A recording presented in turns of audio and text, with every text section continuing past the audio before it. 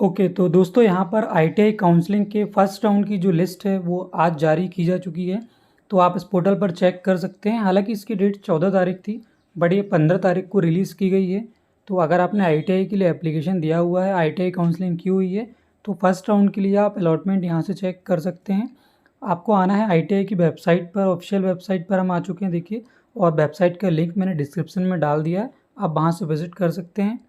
तो यहाँ पर देखिए आपको दिया है counselling, ITI counselling. ITI counselling में आपको क्लिक करना है। क्लिक करने के बाद ये आपको ले आएगा देखिए यहाँ पर काउंसलिंग पेज पर। ये फर्स्ट राउंड में देखिए सीटीएस आईटीआई ऑनलाइन काउंसलिंग लिखा हुआ है। यहाँ से आपको अपनी लिस्ट चेक करना है। और अगर आपने रजिस्ट्रेशन करते समय आईएमसी के लिए भी अप्लाई किया हुआ है, आईएमसी में भी आपने ट्रेड चॉइस की हुई है, तो देखिए आईएमसी की लिस्ट भी आ चुकी है, जो कि यहाँ पर 14 तारीख को रिलीज़ कर दी गई थी। उसके अलावा डीएसटी की भी चयन सूची यहाँ पर आ चुकी है। और हम यहाँ पर बात करने वाले हैं सीटीएस काउंसलिंग पर। तो सीटीएस काउंसलिंग की लिस्ट देखिए यहाँ पर सेकेंड नंबर दिया हुआ है, चयन सूची इसके सामने आप देखिए 14 अगस्त से 18 अगस्त इसका टाइम दिया हुआ है। हालांकि लिंक इसकी आज ही ओपन की गई है, तो यहाँ से आप चेक कर सकते हैं। और अगर अभी तक आपने आईटीआई के लिए अप्लाई नहीं किया हुआ है, तो देखिए इसके रजिस्ट्रेशन भी यहाँ पर ओपन है अभी। तो आप ये फर्स्ट लिंक से रजिस्ट्रेशन कर सकते हैं। देखिए रजिस्ट्रेशन के सामने 9 अगस्त से 20 अगस्त इसकी डेट बढ़ा दी गई है। तो यहाँ से आप इसके लिए रजिस्ट्रेशन कर सकते हैं। रजिस्ट्रेशन आपको कैसे करना है उस पर मैंने एक पूरा सेपरेट वीडियो बनाया हुआ है, जो कि आप हमारे चैनल पर ही देख सकते हैं। उसका लिंक भी हम डिस्क्रिप्शन में डाल देंगे। और उसके लिए चॉइस फिलिंग कैसे करना है उसके बाद उसका भी लिंक आपको डिस्क्रिप्शन में मिल जाएगा। तो चलिए हम बात कर लेते हैं चयन सूची पर। चयन सूची पर आप अपना नाम कैसे चेक करेंगे अगर आपने पहले से आवेदन किया हुआ है। तो देखिए चयन सूची के सामने यहाँ पर लिखा हुआ है क्लिक हियर, यहाँ पर आपको क्लिक कर देना है और यहाँ से अपना अलॉटमेंट आप चेक कर सकते हैं। तो यहाँ पर देखिए कुछ डिटेल्स ये मांग रहा है। आपने जो रजिस्ट्रेशन किया हुआ उस समय आपको एप्लीकेशन नंबर रिसीव हुआ होगा। उसके बाद यहाँ पर आपको अपना डेट ऑफ बर्थ और पासवर्ड कैप्चा कोड डाल के गेट डिटेल पर क्लिक करना होगा। तो चलिए हम यहाँ पर डिटेल्स फिल करके देख लेते हैं कि हमारा नाम आया है या नहीं आया है। चलिए थोड़ा सा जूम कर लेते हैं यहाँ पर हम और डिटेल्स फिल कर लेते हैं। तो यहाँ पर आपको डाल देना है अपना एप्लीकेशन नंबर।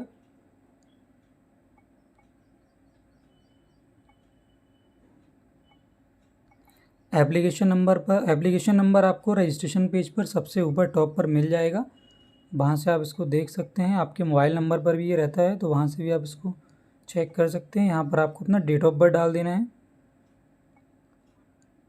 डेट/मंथ/ईयर यहाँ पर आपको डाल देना है। उसके बाद यहाँ पर आपको अपना पासवर्ड, जो भी आपने रजिस्ट्रेशन करते समय पासवर्ड क्रिएट किया था या आपने कहीं से फॉर्म अप्लाई किया हुआ था, तो साइबर कैफ़े वाले ने जो पासवर्ड क्रिएट किया होगा वो पासवर्ड यहाँ पर आपको डाल देना है। ये पासवर्ड आपको मोबाइल नंबर पर भी रिसीव होता है, तो उसमें भी आप चेक कर सकते हैं जो आपका रजिस्टर्ड नंबर है। पासवर्ड डालने के बाद यहाँ पर आपको डाल देना है कैप्चा कोड। उसके बाद थोड़ा सा हम जूम आउट कर लेते हैं। यहाँ पर देखिए हमने सारी डिटेल्स डाल दी है। इसके बाद यहाँ पर हम गेट डिटेल्स पर क्लिक करेंगे। क्लिक करने के बाद देखिए यहाँ पर क्या बोल रहा है हमसे, you are not allotted any institute. You are not allotted in any institute, मतलब आपको कोई भी इंस्टीट्यूट अलॉट नहीं हुआ है जो भी आपने चॉइस फिलिंग की हुई है। तो इसका मतलब है कि अभी फर्स्ट लिस्ट का जो फर्स्ट राउंड है उसमें आपका नाम नहीं आया है, तो अभी आप इसके लिए एलिजिबल नहीं हैं। आप सेकेंड राउंड के लिए एलिजिबल हैं। आप उसमें दोबारा से चॉइस फिलिंग करेंगे, उसके बाद अगर आपका परसेंटेज होगा या कट ऑफ जाता है तो आपका नाम आ सकता है। तो चलिए हम देख लेते हैं कि अलॉटमेंट नहीं आया है, तो ये तो हमारे यहाँ ख़त्म हो गया है।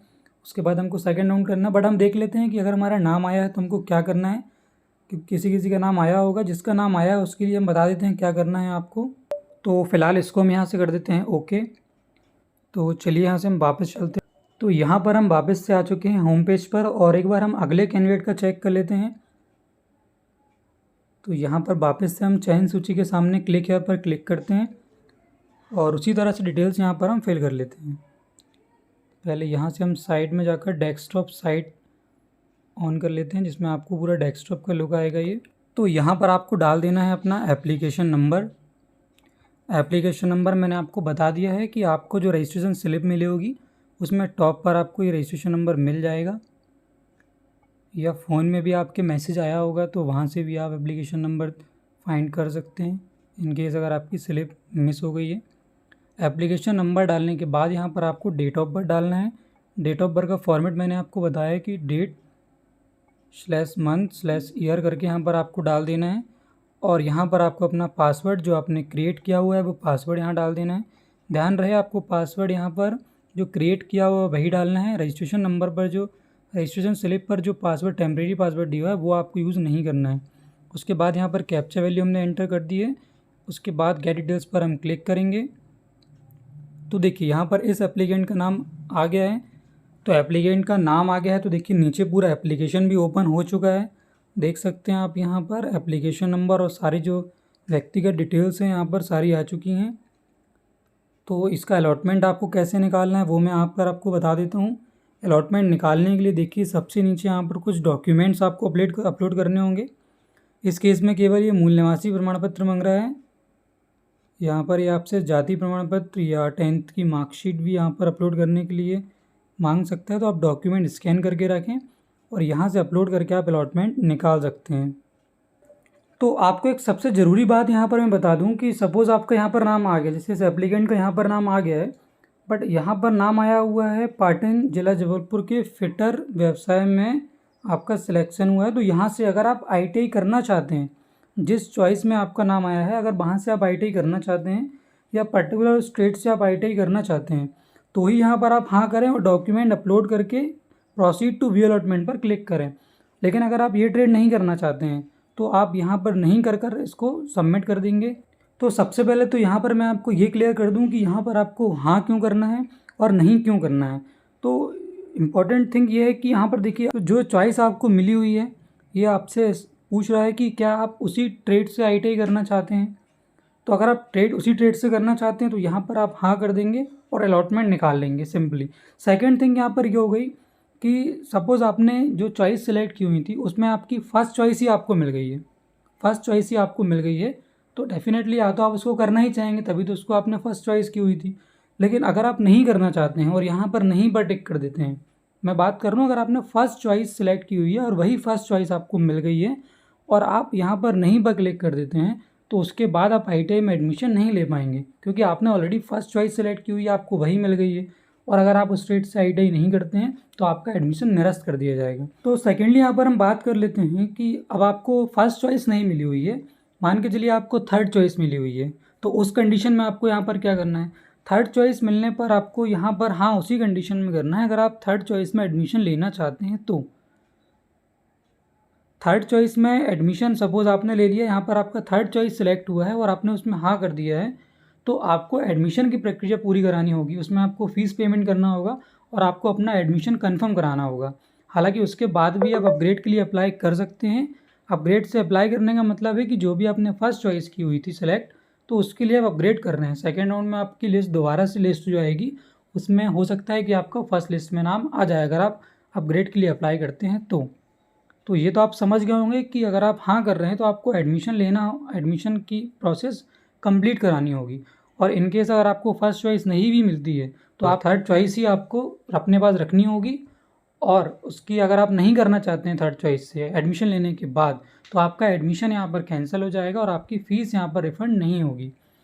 तो सेकंड हम यहाँ पर बात कर लें, अगर आपको थर्ड चॉइस सेलेक्ट हुई है तो यहाँ पर आप नहीं कर सकते हैं, क्योंकि सपोज़ आपको थर्ड चॉइस आपने गलती से डाल दी है, उससे आप ITI करना ही नहीं चाहते हैं, तो यहाँ पर आप नहीं कर दीजिए और उसके बाद इसको अपग्रेड के लिए अप्लाई कर दीजिए। इसमें सेकंड लिस्ट जो आएगी तो उसमें आपका अगर नाम आता है तो आप ITI कर सकते हैं। बट अगर आपका नाम नहीं आता है तो अभी वर्तमान में जो आपको ट्रेड मिली हुई है वो भी आपकी चली जाएगी।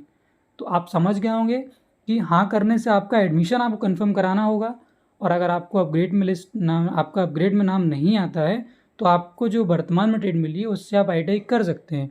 बट अगर आप नहीं करके आगे बढ़ते हैं तो यहाँ पर जो आपको ट्रेड मिली हुई है वो आपका यहाँ से कैंसिल कर दिया जाएगा, और अगले राउंड में अगर आपका नाम आता है तो एडमिशन होगा, अदरवाइज़ आपकी एडमिशन प्रोसेस कैंसिल हो जाएगी।